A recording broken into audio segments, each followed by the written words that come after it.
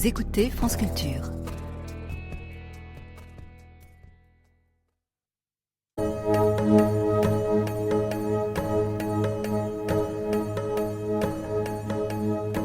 Histoire du bouddhisme par Olivier Germain-Thomas.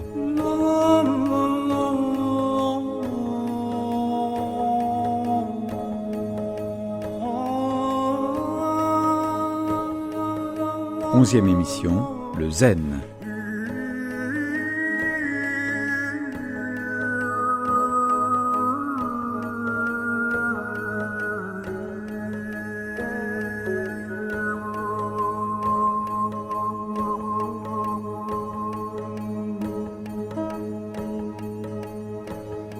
Le Bouddha parle, bien qu'il ne parle pas. Le disciple entend, bien qu'il n'entende pas.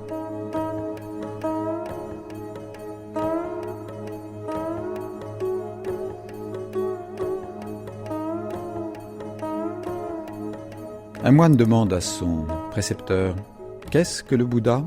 Réponse « 1 kilo de chanvre. » Le précepteur dit à l'assemblée des moines « Si vous avez une canne, je vous donne la canne. Si vous n'avez pas de canne, je vous arrache la canne. » Lorsqu'on frappe des deux mains, on entend un son. Quel est le son d'une seule main ? Un moine demande au supérieur « Je viens d'entrer dans votre monastère. Enseignez-moi, maître. » Le supérieur répond « As-tu déjà mangé ta bouillie de riz ?» Le moine dit « Oui, maître. » Le supérieur « Va laver ton bol. » Le moine comprit. D'où vient le son de la cloche ? De la cloche elle-même ou du vide à l'intérieur ?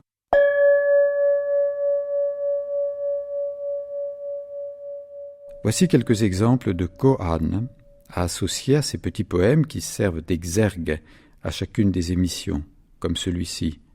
Sur la pointe d'une aiguille, faire un saut périlleux. L'explication du mot japonais koan est donnée dans un ouvrage sur le bouddhisme dirigé par Lillian Silburn. Le mot japonais koan vient du chinois kong ngam. Kong veut dire public, ngam désigne les tablettes déposées devant le juge et qui constituaient les pièces du procès. De là, glissement vers la pratique du bouddhisme zen. Question paradoxale, voire absurde, posée à un disciple à un moment adéquat de son évolution afin de créer en lui un choc qui le mette sur un autre plan que celui du mental. C'est la hache qui tranche la racine du devenir, dit-on.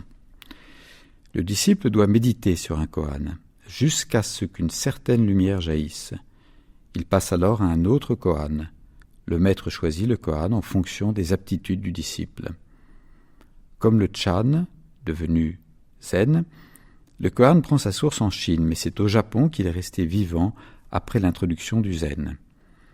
En fait, la méditation, zen, était pratiquée dans presque toutes les écoles du bouddhisme japonais, plus chez les adeptes du Shingon, le bouddhisme ésotérique, ou du Tendai, qu'au sein de l'amidisme.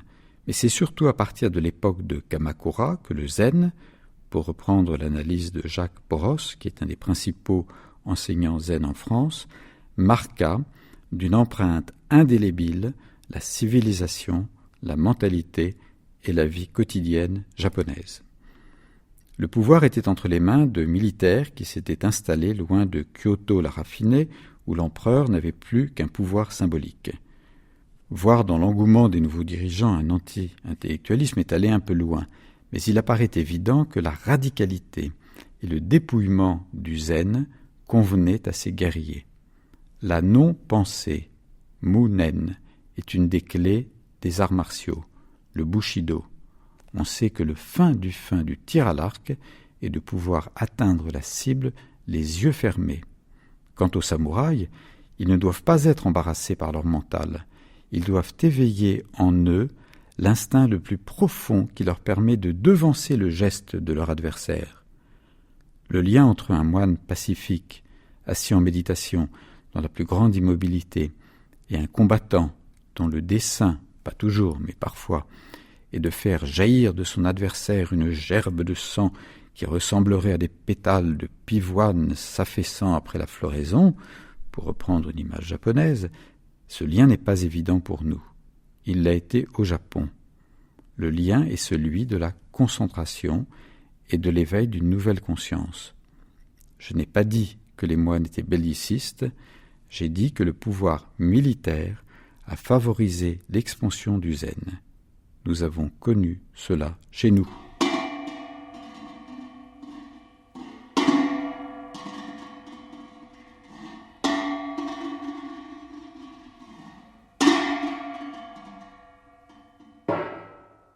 Yosai peut être considéré comme un des premiers à avoir introduit le zen au Japon. Né en 1141, il fut moine de l'école Tendai sur le Hihei, qui était un des plus grands centres du bouddhisme. Il étudia également le bouddhisme Shingon avant de se rendre en Chine une première fois en 1168, puis en 1187. Il y resta alors 4 ans. De retour au Japon et grâce à l'appui du shogun de Kamakura, il put fonder 2 monastères zen sans rompre avec le Tendai et le Shingon. C'est dans un de ces 2 monastères, près de Kyoto, que Dogen, un des plus grands maîtres du Japon, resta 9 ans auprès du successeur de Yosai. Né en 1200, Dogen appartenait à une famille de la haute aristocratie. Sa sœur épousa même un des empereurs du Japon. Peut-on trouver les sources de sa vocation dans la tragédie qui l'a frappé alors qu'il était encore enfant? À 2 ans, il perd son père. À 7 ans, sa mère. Jacques Brosse cite son biographe.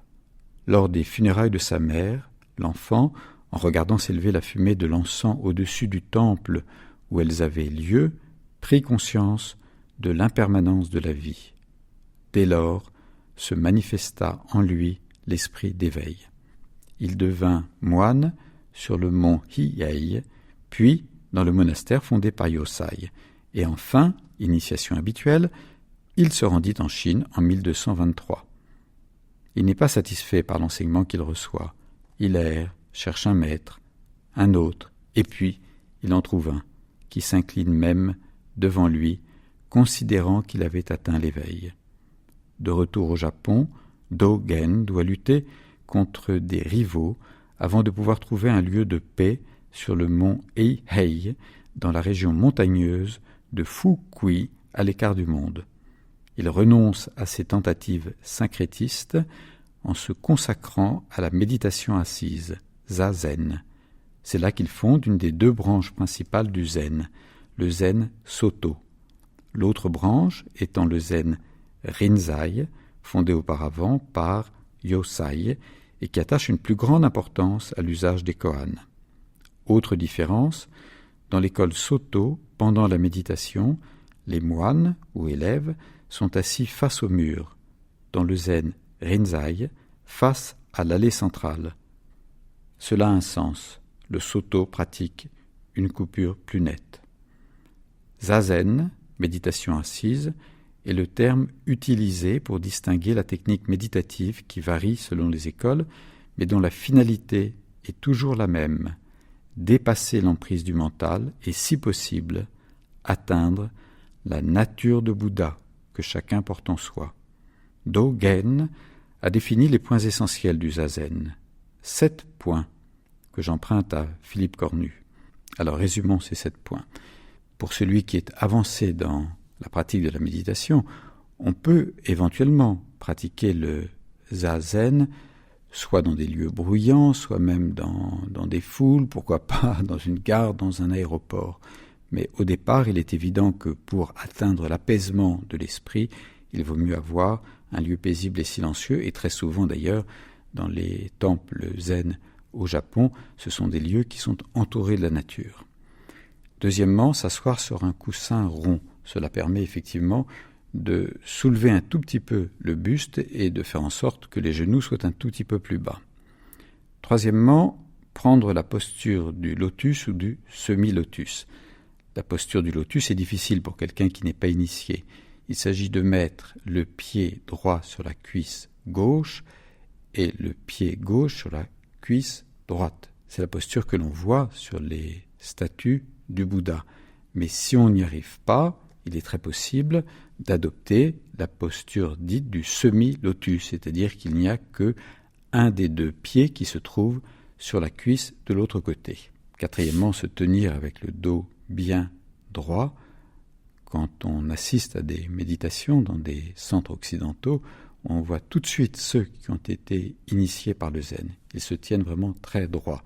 Cinquièmement, la langue doit être contre le palais, les lèvres et les dents sont jointes et les yeux restent ouverts. Alors là, c'est un point important parce qu'effectivement, dans d'autres écoles, les yeux sont fermés. L'avantage des yeux ouverts, c'est que l'on peut regarder le monde tel qu'il est et de là, essayer de constater son impermanence. Les yeux fermés permettent un repli plus profondément sur soi, mais justement, il y a toujours le risque d'aller prendre son intériorité comme quelque chose de très important, d'être chaud avec soi-même. Or, pour le zen, il s'agit de rester néanmoins en contact avec le monde extérieur, ce monde considéré comme impermanent, mais qui possède une réalité relative. Sixièmement, il s'agit d'expirer profondément par la bouche, entrouverte, et d'inspirer par le nez. Ces techniques de respiration viennent de très très loin et elles restent pratiquées encore dans d'autres religions, notamment dans l'hindouisme. Et le fait d'aller au plus profond dans l'expiration et au plus profond dans l'inspiration se fait au fur et à mesure. Au début, on reste très crispé quand on veut encore faire ressortir de l'air, puis encore et encore. Mais, je me répète, il ne s'agit pas justement d'être crispé. Donc tout cela doit se faire sous la conduite d'un maître et doit se faire toujours peu à peu. Et le dernier point, il s'agit de maintenir une respiration souple, donc elle doit devenir naturelle, même si elle est beaucoup plus profonde que ce que l'on pratique dans la vie courante. Et puis, il s'agit de ne pas penser, on n'y arrive pas, c'est connu. Si une pensée arrive malgré tout, on la suit, on considère qu'elle est éphémère, on la suit jusqu'à ce qu'elle disparaisse et on essaie de faire en sorte, les yeux ouverts, de regarder le monde et que le mental ne soit pas là comme un écran entre soi et le monde extérieur.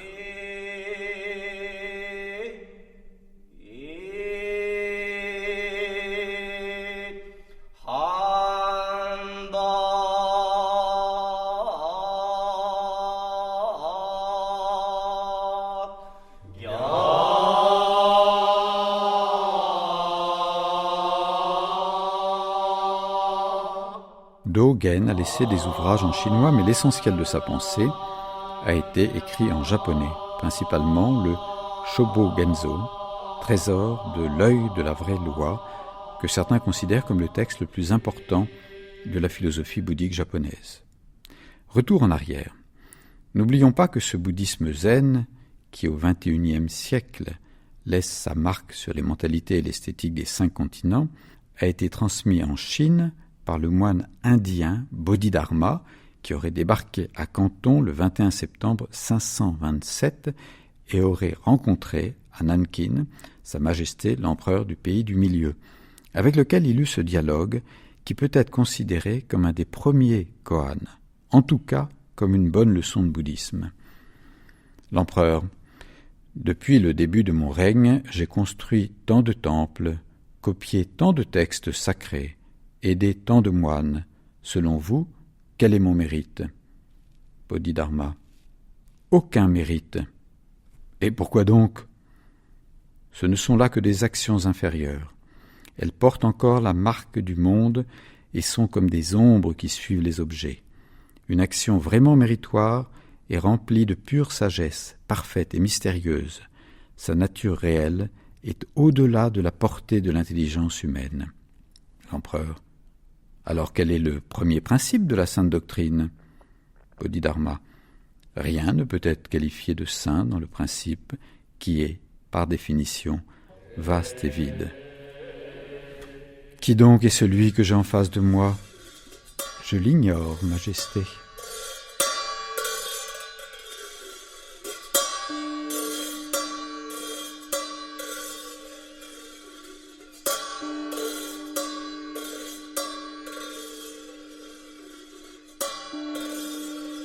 Comme souvent dans l'histoire des religions, des débuts avec de l'audace, de la créativité, ce qu'en d'autres temps on nommerait du romanesque. Et puis ensuite, querelles et routines dominent la scène. Le zen tente à perdre sa vitalité sous des lourdeurs administratives. Les persécutions de 1564 qui s'abattent sur le bouddhisme affaiblissent les écoles. Mais avec l'arrivée des Tokugawa et la période d'Edo, 1603-1868, Ieyasu aide les monastères à se relever tout en instaurant un système de contrôle administratif. Peintre, calligraphe, penseur, Hakuin, 1686-1769, va s'efforcer de revitaliser le zen rinzai qui vivotait dans la routine. Son père était un samouraï. Un jour, écoutant un sermon dans un temple de l'école Nichiren, l'enfant fut terrorisé par l'évocation de l'enfer. Il décida alors de devenir moine zen. Ses angoisses ne le quittaient pas. Il s'adonna à la lecture des poètes chinois et à la calligraphie. Enfin, à 22 ans, il crut connaître un premier éveil. Mais les angoisses, les maladies et la fixation sur la résolution de Kohan continuaient à le perturber. Ce n'était pas l'éveil. Il devint moine errant. Un jour où il demandait l'aumône, il fut jeté à terre, ce qui lui permit de franchir 1 degré de plus, si l'on peut dire, dans la compréhension du bouddhisme. Mais rien n'était joué. Un autre jour, il tomba dans l'eau et fut pris pour un fou tant il riait. Une autre fois, il saisit quelque chose de subtil en entendant le bruit des flocons de neige qui tombent. Il fut vénéré.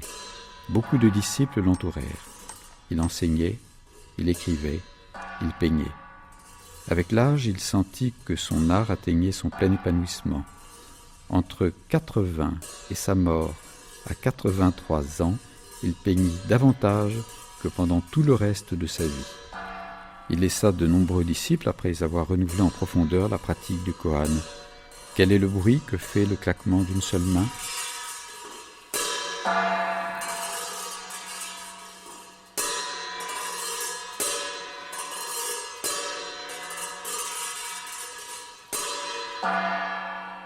Cha no Yu, la voix du thé, renouvelée par le grand maître que fut Senno Rikyu, est fortement marquée par l'esprit du zen. Concentration et sobriété, sens donné au geste apparemment le plus simple. 3 principes doivent, selon lui, présider à son déroulement. Shu, protéger, Ha, briser, Ri, aller au-delà. Même empreinte du zen dans l'art floral, Ikebana, et bien évidemment dans ces jardins de méditation que furent les petits jardins des temples, particulièrement les jardins secs, qui sont la représentation du monde.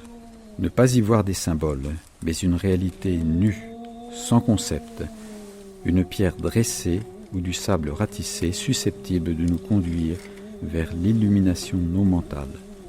Rien de métaphysique, c'est du physique agissant. Parler devant un jardin sec mériterait comme punition d'avoir à lire la totalité des œuvres de Hakuin.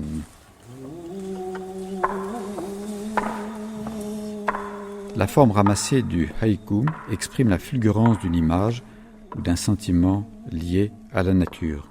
Souvent, les haïkus servent de support dans la méditation du zen.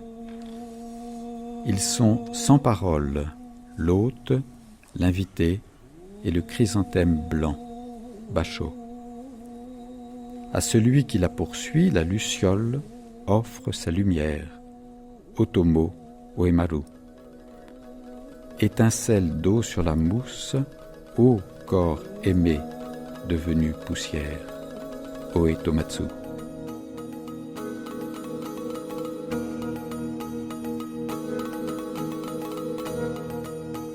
C'était Histoire du bouddhisme par Olivier Germain-Thomas, une émission en partenariat avec le Monde des religions.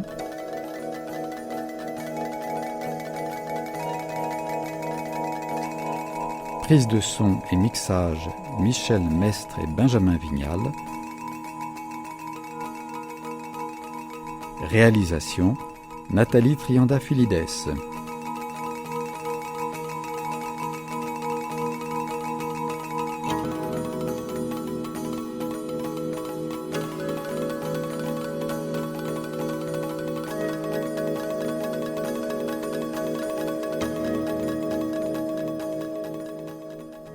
Et maintenant,